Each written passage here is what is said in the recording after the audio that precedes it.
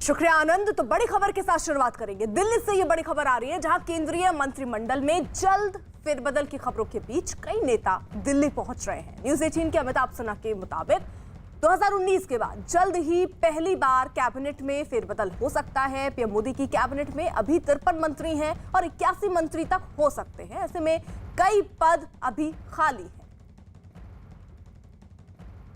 तो कुल मिलाकर जो जानकारी मिल रही है कि कई ऐसे नेता हैं जो दिल्ली देखिए पहुंच भी चुके हैं और कई के पहुंचने का जो सिलसिला है वो जारी है। मध्य प्रदेश की अगर बात करें तो ज्योतिरादित्य सिंधिया जो हैं वो आज दिल्ली आ रहे हैं। हालांकि जब ये सवाल उनसे पूछा गया तो उन्होंने इस पर कोई जवाब नहीं दिया, लेकिन दिल्ली आने से पहले बाकायदा उज्जैन जाकर महाकाल के दर्शन उन्होंने किए और उनका उज्जैन में ही कई कार्यक्रम था। 7 तारीख को वो दिल्ली लौटने वाले थे, लेकिन आज ही वो दिल्ली आ रहे हैं, जिसके बाद संकेत इस बात के मिल रहे हैं कि उन्हें भी बड़ा पद मिल सकता है जब मंत्रिमंडल का फेरबदल होगा। वहीं देखिए सहयोगी जो दल है, जैसे जेडीयू हो गया, एलजेपी अपना दल, इनके नेता भी जो हैं वो भी मंत्रिमंडल में शामिल हो सकते हैं, क्योंकि आने वाले चुनाव हैं 5 राज्यों में। मुख्य तौर पर उत्तर प्रदेश को देखते हुए अनुप्रिया पटेल को बुलाया गया, अपना दल की नेता वो दिल्ली पहुंच रही हैं। और इसी के साथ साथ जेडीयू अध्यक्ष आरसीपी सिंह आज दिल्ली आ रहे हैं।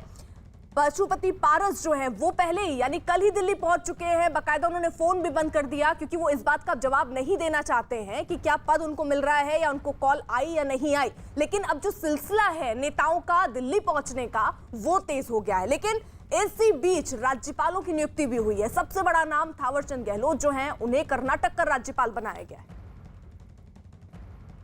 कुछ खास सहयोगी इस वक्त साथ हैं। दिल्ली से विक्रांत यादव हमारे साथ हैं, मुंबई से विवेक गुप्ता हैं, पटना से चंद्रमोहन कुमार हमारे साथ अब से थोड़ी देर में होंगे। लेकिन जल्दी से पहले शुरुआत विक्रांत यादव से कर लेते हैं। विक्रांत, वो तारीख क्या तय हो पाई कि कब होने वाला है ये फेरबदल? देखिए, जो ज्यादा संभावना है वो इसी बात की है कि 8 तारीख को ये कैबिनेट का फेरबदल या एक्सपेंशन होगा, जिसमें विस्तार भी होगा, कुछ मंत्रियों को हटाया भी जा सकता है। एक नाम तो हमारे सामने आया है कि केंद्रीय मंत्री थावरचंद गहलोत को अब कर्नाटक का गवर्नर बना दिया गया है। वो कर्नाटक के गवर्नर रहेंगे। अभी तक वो केंद्रीय मंत्री थे, लेकिन अब कर्नाटक में गवर्नर की भूमिका निभाएंगे। तो कुछ और मंत्रियों के साथ भी इसी तरीके से उनके साथ बदलाव किया जा सकता है। हालांकि नए मंत्रियों की संभावना ज्यादा है, क्योंकि अभी भी मोदी मंत्रिमंडल में करीब 2 दर्जन से ज्यादा मंत्रियों के पद खाली है। 81 मंत्री हो सकते हैं। तो ये उम्मीद की जा रही है कि इस बार के एक्सपेंशन में नए लोगों को मौका दिया जाएगा। साथ ही सहयोगी दलों के काफी नेताओं को शामिल किया जाएगा, क्योंकि जेडीयू बिहार का बड़ा सहयोगी दल है, अभी तक उसे प्रतिनिधित्व नहीं मिला था, उसको शामिल किया जाएगा। उत्तर प्रदेश का बड़ा चुनाव सामने है विधानसभा का, उत्तर प्रदेश के सहयोगियों को शामिल किया जाएगा। ज्योतिरादित्य सिंधिया, जो बड़ा काम उन्होंने किया था मध्य प्रदेश में, बीजेपी की सरकार बनवाने में एक बड़ी भूमिका निभाई थी, उन्हें उसका इनाम मिलेगा। वो एक उन्होंने पार्टी संगठन के लिए एक बड़ा काम किया था, उसमें बड़ी भूमिका थी, उनको केंद्रीय मंत्रिमंडल में शामिल किया जा सकता है। तो इस तरीके के कई नाम हैं जो केंद्रीय मंत्रिमंडल में शामिल होंगे। और जो हमें जानकारी मिल रही है सूत्रों से कि परसों यानी 8 तारीख को ये केंद्रीय मंत्रिमंडल का विस्तार और फेरबदल हो सकता है।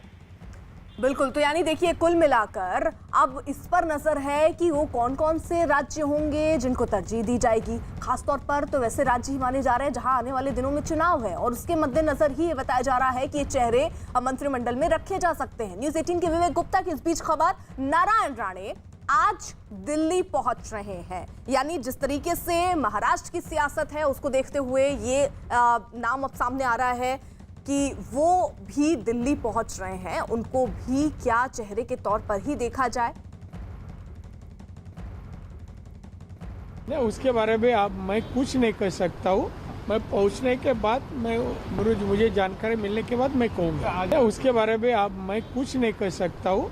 मैं पहुंचने के बाद मुझे जानकारी मिलने के बाद मैं कहूँगा। विवेक हमारे साथ इस वक्त जुड़ चुके हैं। यानी विवेक, देखिए नारायण राणे निकल तो लिए हैं दिल्ली के लिए, लेकिन उन्होंने कहा कि अभी इस पर कुछ कह नहीं सकता हूं। बिल्कुल सही कहा अर्पिता। देखिए, बीजेपी के सांसद हैं नारायण राणे नंदुरबाग से, वो निकल चुके हैं दिल्ली के लिए। गोवा से उन्होंने फ्लाइट पकड़ी है, 1:30 बजे की फ्लाइट थी। लगभग 3-3:30 बजे के आसपास वो दिल्ली पहुंच जाएंगे। लेकिन जो उनकी बॉडी लैंग्वेज थी तो कहीं ना कहीं इशारा जरूर कर रही है कि उनके लिए कोई बड़ी खुशखबरी दिल्ली में इंतजार जरूर कर रही है। आपने देखा होगा साथ में उनकी पत्नी भी है। तो यानी कि आप अंदाजा लगा सकते हैं कि अगर नारायण राणे किसी बड़ी चीज के लिए दिल्ली जा रहे हैं तो फिर उनका परिवार उनके साथ में है, उनकी पत्नी भी उनके साथ में है, तो कहीं ना कहीं नारायण राणे को इस बात की हिंट मिल चुकी है कि अगर वो दिल्ली पहुंचेंगे तो कैबिनेट विस्तार की जो पूरी मीटिंग है परसों होने वाली है, उनको उसमें कोई बड़ा मंत्री पद मिल सकता है। लेकिन खुल के सामने कुछ भी नहीं कह रहे हैं। नारायण राणे को जब कैमरे के सामने पूछा गया था कि दिल्ली वो क्यों जा रहे हैं, किस वजह से जा रहे हैं, तो उनका साफ तौर पे कहना था कि उन्हें किस बात की कोई जानकारी नहीं है। लेकिन ऑफ द रिकॉर्ड उन्होंने इस बात की जानकारी जरूर की कि दिल्ली से उन्हें फोन आया है और उनका बुलावा आया है। यही वजह है कि जब नारायण राणे महाराष्ट्र के सिंधुदुर्ग में थे तो जो नियरेस्ट एयरपोर्ट है वो गोवा में है, तो 1:30 बजे की फ्लाइट से, गोवा की फ्लाइट से पकड़कर वो दिल्ली पहुंचे हैं, 3:30 बजे दिल्ली पहुंच रहे हैं। लेकिन एक बार फिर से आपको बताना चाहूंगा अर्पिता कि वो अपनी पत्नी के साथ पहुंच रहे हैं, यानी कहीं ना कहीं उन्हें इस बात को हिंट मिल चुका है कि दिल्ली पहुंचने के बाद उन्हें कोई बड़ी खबर या फिर मंत्री पद का कोई बड़ा ओहदा। खबरें हैं कि नेता अब दिल्ली की तरफ चल चुके हैं। ये सिर्फ महाराष्ट्र से सामने नहीं आ रहे हैं। न्यूज 18 के मनोज शर्मा की खबर आ रही है कि ज्योतिरादित्य सिंधिया आज दोपहर 3:30 बजे की फ्लाइट से इंदौर से दिल्ली रवाना होंगे। हालांकि उससे पहले वो महाकाल के दर्शन करने उज्जैन पहुंचे, दर्शन किया, लेकिन जब सवाल उनके सामने रखा गया कि क्या वो दिल्ली जा रहे हैं, फोन आया उन्हें, तो वो बात टालते नजर आए। उन्होंने कहा इस पर वो अभी कोई बात नहीं कह सकते हैं। मनोज हमारे साथ इस वक्त जुड़ चुके हैं। मनोज, मैं आपका रुख करूं उससे पहले, सिंधिया जब महाकाल के मंदिर पहुंचे थे तो क्या कहा था, सुनिए जरा। इस मंदिर के साथ सिंधिया परिवार की अंतरात्मा की भावना जुड़ी हुई है। जब जब मैं उज्जैन आता हूँ तो महाकाल के दरबार में ढोक लगाना हमारा धर्म और दायित्व दोनों है। मेरी यही कामना है कि इस कोरोना के युद्ध में मानव जाति को भगवान आशीर्वाद प्रदान करे, विजयश्री प्रदान करें। यानी मनोज, ज्योतिरादित्य सिंधिया को भी कॉल आया, और वो भी क्योंकि इंदौर में उनके कई कार्यक्रम है, 7 तारीख को उनको लौटना था, लेकिन वो आज ही रवाना हो रहे हैं दिल्ली के लिए। तो संकेत तो साफ है कि दिल्ली किस लिए आ रहे हैं वो। जाहिर सी बात है, क्योंकि ज्योतिरादित्य सिंधिया का जो कार्यक्रम बना था 4 से 7 तारीख का ज्योतिरादित्य सिंधिया का कार्यक्रम था। 7 जिलों में सिंधिया के कार्यक्रम होने थे और लगातार वो मध्य प्रदेश में सक्रिय रहते हैं। जब भी मौका मिलता है तो बीजेपी के किसी बड़े नेता के यहाँ जाहिर तौर पर, चाहे वो भोपाल हो, जबलपुर हो, ग्वालियर हो, इंदौर हो, लगातार वो बीजेपी के नेताओं से संपर्क बनाते हैं। उनकी किसी के यहाँ नाश्ता, किसी के यहाँ खाना, किसी के यहाँ हाई टी, मतलब ये उनका सिलसिला है कि जिस तरह एक संवाद जिसे कहते हैं बीजेपी के नेताओं से उनका बेहतर संवाद बने, इसकी कोशिश ज्योतिरादित्य सिंधिया की लगातार होती है। तो अभी उनका जो कार्यक्रम था वो 7 तारीख तक का कार्यक्रम था और 7 तारीख के एक दिन पहले ही उनका रवाना होना, 24 घंटे पहले रवाना होना, कहीं ना कहीं सीधे तौर पर ये संकेत दे रहा है। और एक तरह से ये भी साफ है कि ज्योतिरादित्य सिंधिया को देर सवेर मध्य प्रदेश से केंद्र में मंत्री बनना ही था, क्योंकि उनकी वजह से कमलनाथ की सरकार गिरी, उनकी वजह से जो एक इतिहास बनाता है। ऐसा राजनीति में अक्सर नहीं होता कि एक नेता के साथ 18 जो विधायक हैं, जो कि विधायक ही नहीं उसमें से 6 मंत्री भी हैं, वो सिंधिया के साथ छोड़कर गए थे। उसके बाद वो बढ़ते बढ़ते संख्या 25 तक पहुंची थी। 28 सीटों पर उपचुनाव हुआ था और उपचुनाव के बाद बीजेपी की जो सरकार है, शिवराज सिंह की सरकार, यहाँ पुख्ता यकीनी तौर पर मध्य प्रदेश में बन पाई थी और कमलनाथ की सरकार गिरी थी। तो देर सवेर मुख्यमंत्री बनना था सिंधिया को, और जब 3:30 बजे अभी वो निकलेंगे तो इसे सीधे तौर पर ये माना जा रहा है कि केंद्रीय मंत्रिमंडल के इस विस्तार में ज्योतिरादित्य सिंधिया को अहम जिम्मेदारी मिलने वाली है। तो अब देखिए ये सिलसिला जो है वो शुरू हो चुका है। नेता जो हैं वो दिल्ली पहुंचने लग गए हैं, और जिससे अब ये संभावना जताई जाने लग गई है कि बहुत जल्द ये फेरबदल भी होनी है। उससे पहले देखिए कैबिनेट की बाकायदा रिपोर्ट कार्ड भी प्रधानमंत्री नरेंद्र मोदी ने लिया, जिसमें इस बात का जिक्र रहा कि कौन से मंत्री अपने विभाग में कैसा काम कर रहे हैं। उसके मद्देनजर भी कदम उठाने की बात कही जा रही थी। न्यूज 18 की आशिका सिंह की खबर आपको बता दें, असम के पूर्व सीएम सर्बानंद सोनोवाल भी आज दिल्ली पहुंच रहे हैं। जानकारी ये भी मिल रही है, पहले भी ये खबरें आ रही थी कि उन्हें भी एक बड़ी जिम्मेदारी केंद्र में मिल सकती है। असम के पूर्व सीएम है सर्बानंद सोनोवाल, और गुवाहाटी से वो दिल्ली पहुंचेंगे, ये जानकारी भी सामने आ रही है। और इससे पहले जब हेमंत बिस्वा शर्मा को मुख्यमंत्री बनाया गया, तब से ही ये कयास लगाए जा रहे थे। ये कहा जा रहा था कि सर्बानंद सोनोवाल को हो सकता है कि केंद्र में अब कुछ बड़ी जिम्मेदारी दी जाए। उसी के मद्देनजर अब देखिए सर्बानंद सोनोवाल दिल्ली पहुंचेंगे। विक्रांत हमारे साथ मौजूद हैं। यानी विक्रांत, सोनोवाल का नाम भी ऐसा था जो तकरीबन तय माना जा रहा था, क्योंकि जैसे ही वहां से जब वो असम से हटे, उनको सीएम पद से हटाया गया, तब से ही ये कयास लगाए जा रहे थे कि केंद्र में कोई महत्वपूर्ण भूमिका दी जाएगी, और इसीलिए शायद वो दिल्ली भी देखिए आ रहे हैं। देखिए इस मामले में कोई दो राय नहीं है। सर्बानंद सोनोवाल का लगभग मंत्री बनना तय है, क्योंकि पहले भी वो केंद्र सरकार में भूमिका निभा चुके हैं। असम का मुख्यमंत्री बनने से पहले वो केंद्र में स्पोर्ट्स मंत्री थे, खेल मंत्री की भूमिका उन्होंने निभाई थी और उसके बाद उन्हें असम का मुख्यमंत्री बनाया गया। उसके बाद उनके नेतृत्व में पार्टी ने चुनाव लड़ा। हालांकि वो भी नेता थे, मैदान में गए थे और उनको हालांकि चेहरा नहीं बताया गया था पार्टी की तरफ से। ये कहा गया था कि सामूहिक नेतृत्व में चुनाव लड़ेगा हेमंत बिस्वा शर्मा और सर्बानंद सोनोवाल के साथ। और उसके बाद जिस आसानी से उन्होंने सत्ता हस्तांतरण करवाया पार्टी में, ये एक बड़ी मिसाल मानी जाती है कि इतने आसानी से एक सिटिंग सीएम जिसका रहते हुए पार्टी दोबारा से चुनावी मैदान में जाए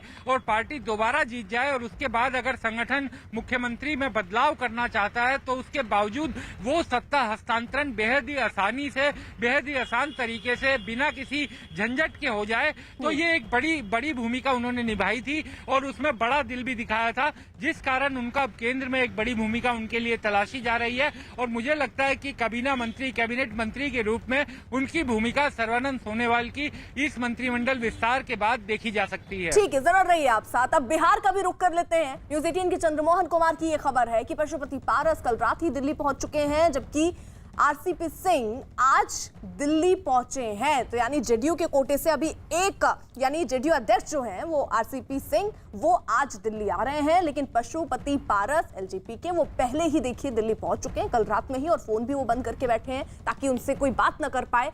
और वो जाहिर तौर पर ये बताना नहीं चाह रहे हैं कि किस तरीके की भूमिका में केंद्र में वो रहने वाले हैं। लेकिन आरसीपी सिंह पटना से आज दिल्ली पहुंचने वाले हैं। इससे पहले तो खबरें ये भी थी कि नीतीश कुमार जो है वो 3 लोगों को कैबिनेट में देखना चाहते हैं, लेकिन अभी तक सिर्फ एक न्योता पहुंचा है। जेडीयू अध्यक्ष आरसीपी सिंह आज दिल्ली आ रहे हैं। चंद्रमोहन कुमार हमारे साथ हैं। चंद्रमोहन, क्योंकि संभावना ये जताई जा रही थी, क्योंकि नीतीश कुमार तो चाह रहे थे कि 3 लोग कैबिनेट में शामिल हों, एक को न्योता आया, बाकी 2 को भी न्योता पहुंचा क्या? कौन है वो?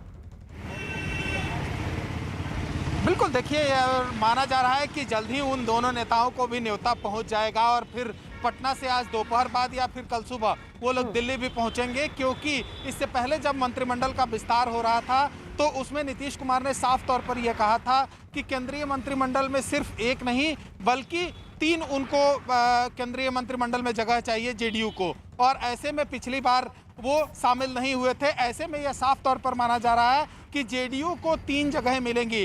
हो सकता है कि एक केंद्रीय मंत्रिमंडल और 2 एमओएस मिले, या फिर 2 केंद्रीय मंत्रिमंडल मिले और 1 एमओएस मिले। तो अब वक्त का इंतजार किया जा रहा है जब बाकी नेताओं को फोन आए। लेकिन अभी दिल्ली में 2 नेता, जो एक एलजेपी के अध्यक्ष हैं पशुपति पारस, वो दिल्ली कल शाम पहुंच चुके हैं और आज अहले सुबह पशुपति पारस दिल्ली पहुंच चुके हैं।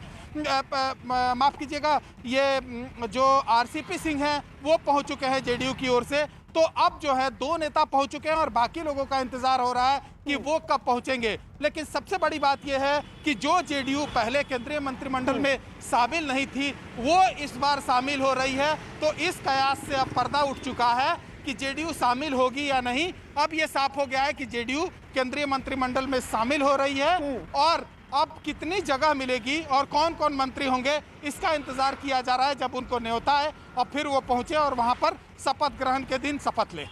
बिल्कुल, और जब फेरबदल की बात हो रही है, मंत्रिमंडल विस्तार की बात हो रही है, तो उत्तर प्रदेश का जिक्र भी करना बहुत जरूरी है, क्योंकि उत्तर प्रदेश ही एक ऐसा राज्य बताया जा रहा है जहां पर भी काफी संभावनाएं, वहां से भी काफी लोग मंत्रिमंडल में शामिल हो सकते हैं। न्यूज़ 18 के अजीत सिंह की खबर है कि यूपी से अपना दल की अनुप्रिया पटेल को भी दिल्ली बुलाया गया है। तो बड़ी जानकारी, अनुप्रिया पटेल को भी दिल्ली बुलाया गया है। हो सकता है उन्हें भी कोई बड़ी भूमिका दी जाए। हालांकि उससे पहले वो जरूर थी हिस्सा, लेकिन इस बार उन्हें नहीं चुना गया था। अब उन्हें न्योता मिला है, तो ये कहा जा रहा है कि उन्हें कोई बड़ी जिम्मेदारी दी जा सकती है। साथ ही साथ सत्यदेव पचौरी जो कानपुर से हैं, उनको भी न्योता मिला है। विक्रांत हमारे साथ मौजूद है। विक्रांत, क्योंकि ये संभावनाएं जताई जा रही थी कि जिन राज्यों में चुनाव होने हैं उनको भी प्राथमिकता पर रखा जाएगा जब ये मंत्रिमंडल विस्तार होता है। उत्तर प्रदेश से अनुप्रिया पटेल को बुलाया गया है, और कौन कौन से नाम आप देख रहे हैं आने वाले चुनावों के मद्देनजर जो राज्यों से बुलाए जा सकते हैं और वो बड़ा असर डालेंगे? देखिए, अगले साल के जो चुनाव हैं विधानसभा के, बहुत ही महत्वपूर्ण चुनाव हैं और हमेशा से पुरानी कहावत है कि लखनऊ के रास्ते ही दिल्ली का किला खुलता है। तो लखनऊ को खुश करना, लखनऊ का सत्ता संतुलन बनाए रखना, ये किसी भी केंद्रीय मंत्रिमंडल की पहली जरूरत होती है। तो इस बार अपना दल क्योंकि बीजेपी का पुराना सहयोगी भी रहा है और इस बार जब 2014 में सरकार बनी थी तब अनुप्रिया मंत्री भी बनी थी। हालांकि अगली बार जब मंत्रिमंडल बना तो उन्हें जगह नहीं मिल पाई थी। अब उत्तर प्रदेश का चुनाव भी होना, उन्हें मंत्रिमंडल में शामिल किया जा सकता है। यूपी से कुछ और लोग भी शामिल होंगे और ये सबसे जरूरी इसलिए भी हो गया है कि एक संतुलन बना रहे सहयोगियों के साथ, सहयोगियों के बीच में, जो किसी भी विधानसभा चुनाव में बहुत जरूरी होता है। और बीजेपी राज्य में कई छोटी पार्टियों के साथ समझौते भी करती है विधानसभा चुनाव के लिए। तो उस पूरे गणित को मद्देनजर ध्यान में रखते हुए इस मंत्रिमंडल में यूपी को उचित प्रतिनिधित्व मिलेगा। पहले भी हालांकि यूपी से कई मंत्री रहे हैं, लेकिन इस बार सबसे बड़ी बात तो प्रधानमंत्री नरेंद्र मोदी खुद यूपी से हैं, बनारस के सांसद हैं। लेकिन उत्तर प्रदेश के विधानसभा चुनाव को देखते हुए कुछ और साथियों को इसमें शामिल इस मंत्रिमंडल में किया जा सकता है। ठीक है, जरूर आप रहिए साथ। देखिए, इस मुद्दे पर रक्षा मंत्री राजनाथ सिंह ने क्या कहा, सुनिए सर। रक्षा मंत्री जी, क्या जल्दी विस्तार हो रहा है, कैबिनेट में विस्तार हो रहा है? अभी इस संबंध में मैं कुछ नहीं कह सकता। रक्षा मंत्री जी, क्या जल्दी विस्तार हो रहा है, कैबिनेट में विस्तार हो रहा है? अभी इस संबंध में मैं कुछ नहीं कह सकता। वही वित्त राज्य मंत्री अनुराग ठाकुर ने मंत्रिमंडल फेरबदल के सवाल पर क्या कहा, जरा वो भी सुनिए। ना इसमें मैं तय करने वाला हूं, ना आपको इन्फॉर्म करने वाला हूं। जो उचित लोग हैं वही इस पे आपको कोई जानकारी दे पाएंगे। तो कुल मिलाकर अब जो रिएक्शन आ रहे हैं, देखिए खुलकर नहीं कहा गया, क्योंकि जो नेता बुलाए गए हैं, जिनको बकायदा न्योता या फोन गया है, वो भी जब दिल्ली पहुंच रहे हैं, उनसे अगर आप पूछिए तो वो भी अभी कुछ कहने को तैयार नहीं है। वहीं जरा आपको महाराष्ट्र की खबर बता दें। महाराष्ट्र से इस वक्त बड़ी खबर आ रही है। अपने 12 विधायकों को निलंबन के विरोध में विधान भवन के बाहर सीढ़ियों पर प्रदर्शन कर रहे बीजेपी विधायकों और नेताओं को वहां से हटा दिया गया। न्यूज़ 18 के अभिषेक पांडे की खबर है कि विधानसभा की सुरक्षा में तैनात मार्शलों ने उन्हें वहां से हटाया, जिसके बाद बीजेपी विधायक जो हैं वो वहीं पर डटे हुए हैं बाहर। उनका कहना है कि उनके साथ गलत हो रहा है।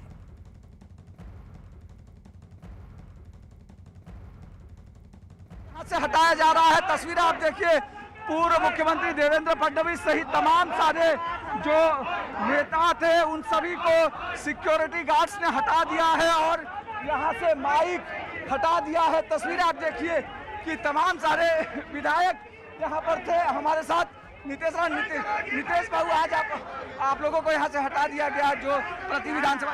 कहाँ से? महाराष्ट्र से तो नहीं हटा सकते ना। ये डरपोक सरकार है, डरपोक मुख्यमंत्री है, इसके लिए कर रहे हैं। तो हम हमारी आवाज दबाने का सवाल ही पैदा नहीं। जिधर है उनका सरकार का जो वस्त्राहरण करना है वो करेंगे। बिल्कुल राम कदम है। राम बाबू, आज आप लोगों को यहाँ पर प्रति विधानसभा बताई थी, यहाँ पे हटाया गया आपको। ये डरपोक सरकार है।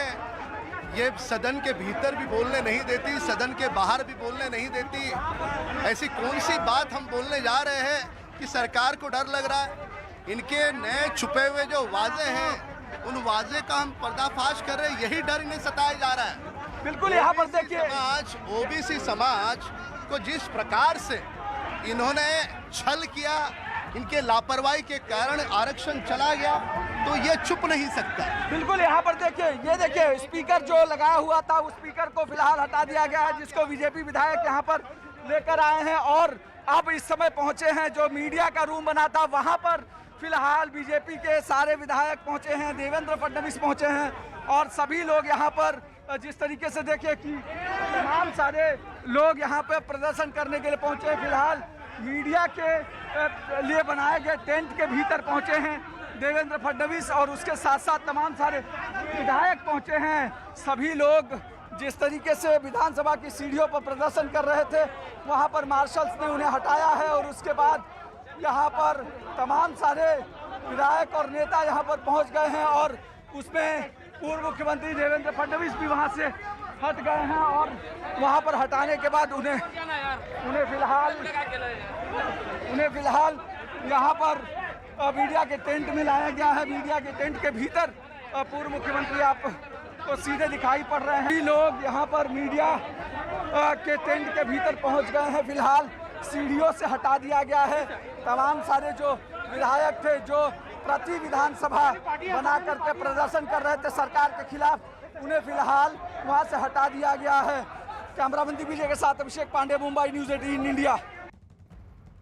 जिस प्रकार से कल 12 लोगों को सरकार ने सस्पेंड किया, सरकार के खिलाफ जब बोलते हैं ये सरकार किसानों के खिलाफ है, ओबीसी के खिलाफ है, मराठाओं के खिलाफ है, पिछड़ों के खिलाफ है, ये सारी चीजें जब हम बोलते हैं तो सरकार जवाब नहीं दे सकती।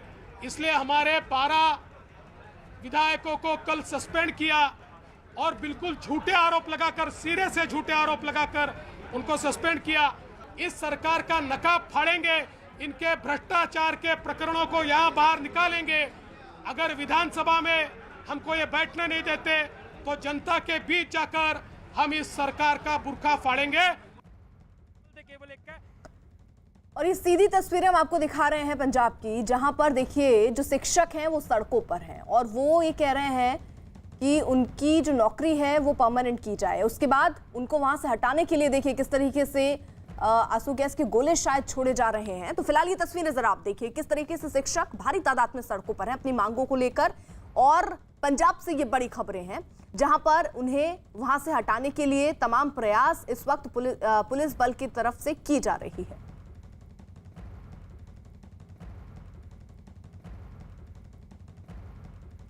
दरअसल ये जो शिक्षक हैं वो आगे बढ़ना चाह रहे थे और इनका कहना है कि सीएम आवास का घेराव करना चाह रहे थे, लेकिन उनको आगे बढ़ने नहीं दिया गया। पहले बैरिकेड लगाकर रोकने की कोशिश हुई, लेकिन जब लोग मानने को तैयार नहीं हुए तो उन्हें तितर बितर करने के लिए फिलहाल पुलिस बल आगे आते हुए नजर आ रहे हैं। भारी तादाद में आप सड़कों पर देखिए इस वक्त शिक्षक नजर आ रहे हैं और अपनी मांगों को लेकर शिक्षक जो हैं वो सड़कों पर जुटे हैं, अपनी नौकरी परमानेंट चाह रहे हैं। और यहां पर देखिए किस तरीके से आंसू गैस के गोले जो हैं वो छोड़े जा रहे हैं लोगों को वहां से हटाने के लिए, क्योंकि ये भीड़ जो है वो बैरिकेड पीछे अगर आप ध्यान से देखेंगे तो पीछे बैरिकेड है, उन बैरिकेड को पार करके ये शिक्षक आगे बढ़े, जिसके बाद सीएम आवास का घेराव करने की दरअसल इनकी कोशिश थी और उस कोशिश को ही रोकने की कोशिश पुलिस बल ने की, जिसके बाद आंसू गैस के गोले इस वक्त छोड़े जा रहे हैं।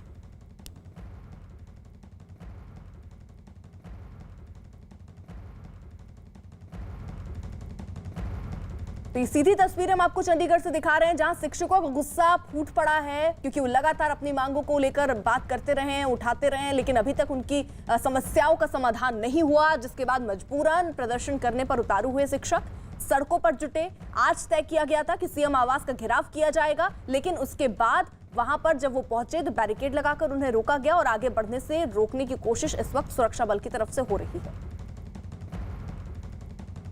चमन पलानिया हमारे साथ हमारे सहयोगी इस वक्त जुड़ चुके हैं। चमन, किस बात का विरोध कर रहे हैं ये शिक्षक? जी देखिए, जो पंजाब के जो कच्चे अध्यापक हैं वो अपनी मांगों को लेकर आज पंजाब के मुख्यमंत्री कैप्टन अमरिंदर सिंह के घर का घेराव करने के लिए यहाँ पर पहुंचे हुए थे और उन्हें बीच रास्ते में चंडीगढ़ पुलिस ने बैरिकेडिंग करके रोकने की कोशिश की, लेकिन जो प्रदर्शनकारी हैं वो आगे बढ़ने की लगातार कोशिश कर रहे हैं और उनको रोकने के लिए जो पुलिस ने वो आंसू गैस और पानी की बौछारें की हैं और अभी तक जो है यहाँ पर जो माहौल है वो बिल्कुल तनावपूर्ण बना हुआ है और लगातार रुक रुक के जो पानी की बौछारें और आंसू गैस के जो गोले हैं वो प्रदर्शनकारियों के ऊपर जो है चलाए जा रहे हैं। तो फिलहाल चमन इस वक्त स्थिति क्या है, कितनी तादाद में शिक्षक सड़कों पर पहुंचे हैं? जी देखिए, लगभग 5 से 6 हजार जो कच्चे अध्यापक हैं वो अपनी नौकरी की जो मांग है वो पक्के करने के लिए यहाँ पर पहुंचे थे और उनकी आज पंजाब सरकार के साथ जो बातचीत होनी थी, लेकिन पंजाब सरकार के कुछ अधिकारियों ने उनको बताया कि जो मुख्यमंत्री हैं वो आज चंडीगढ़ में नहीं है, वो दिल्ली में, और आपकी कल बात करवा दी जाएगी। लेकिन जो अध्यापक काफी दिनों से, लगभग 20 दिनों से जो है वो अपनी मांगों को लेकर सड़कों पर थे और वो मुख्यमंत्री के घर का घेराव करने के लिए यहाँ पर पहुंचे हुए थे, लेकिन उनकी जो मीटिंग है वो नहीं हुई। उसी के नाराजगी में उन्होंने आज ये सारा जो धरना अपना लगाया हुआ था और विरोध जो सरकार के खिलाफ जताया। तो फिलहाल देखिए भारी तादाद में शिक्षक जो हैं वो पहुंचे सीएम आवास के बाहर, घेराव करने की इनकी मंशा थी, लेकिन इन शिक्षकों को बैरिकेड लगाकर पहले ही रोका गया। फिर इन्हें तितर बितर करने के लिए आंसू गैस और वाटर कैनन का इस्तेमाल भी करना पड़ा है। दरअसल आज ये कहा गया था कि आपकी समस्याओं को सुना जाएगा, लेकिन जब बाद में ये जानकारी इन्हें दी गई कि मुख्यमंत्री आज चंडीगढ़ में है ही नहीं, क्योंकि आपको पता है नवजोत सिंह सिद्धू का जो मामला चल रहा है, कैप्टन वर्सेस सिद्धू, उसको सुलझाने के लिए कैप्टन अमरिंदर सिंह सोनिया गांधी से मुलाकात करने आज शाम 3 बजे से 4 बजे उनकी मुलाकात सोनिया गांधी से होनी है। वो दिल्ली में है और इस वक्त जब शिक्षक वहां पर पहुंचे अपनी बात कहने के लिए, क्योंकि तय हुआ था कि आज उनकी समस्याओं को सुना जाएगा, लेकिन बाद में ये जानकारी दी गई कि यहाँ कैप्टन अमरिंदर सिंह सीएम है ही नहीं, जिसको लेकर शिक्षकों को गुस्सा फूटा, क्योंकि पिछले कई दिनों से वो अपनी मांगों को लेकर ऐसे ही परेशान हैं, धक्के खा रहे हैं, सड़कों पर हैं। और जब आज उनकी बात नहीं सुनी गई और ये जानकारी दी गई कि आज बातचीत नहीं हो पाएगी, तो लोगों शिक्षक जो है उनका गुस्सा फूटा। उन्होंने सीएम आवास का घेराव करने की कोशिश की, जिसके बाद पहले बैरिकेड लगाकर लोगों को रोकने की कोशिश की गई, लेकिन इस बैरिकेड से भी लोग आगे बढ़ने की जब कोशिश करने लगे तो वाटर कैनन का इस्तेमाल करना पड़ा, आंसू गैस के गोले भी वहां पर छोड़े गए। तो स्थायी नियुक्ति के मुद्दे पर दरअसल ये शिक्षक जो हैं वो सड़कों पर थे। इन्होंने बाकायदा समय मांगा था, मुलाकात करना चाहते थे, अपनी समस्या से अवगत कराना चाहते थे सीएम को, लेकिन आज जो तय था वो हो नहीं पाया, क्योंकि ये जानकारी इनको दी गई कि मुख्यमंत्री साहब आज चंडीगढ़ में है ही नहीं, मुख्यमंत्री तो दिल्ली में है। जिसके बाद इन शिक्षकों को गुस्सा फूटा और भारी तादाद में देखिए सड़कों पर ये शिक्षक जमा हो गए, अपना विरोध प्रदर्शन करने लग गए कि इनकी मांगे भी सुनी जानी चाहिए, जिसको लेकर अब फिलहाल स्थिति अभी भी वैसी ही बनी हुई है। भारी तादाद में शिक्षक अभी भी देखिए सड़क पर हैं, उन्हें तितर बितर करने के लिए आंसू गैस के गोले भी दागे जा रहे हैं। इससे पहले वाटर कैनन का इस्तेमाल भी किया गया था।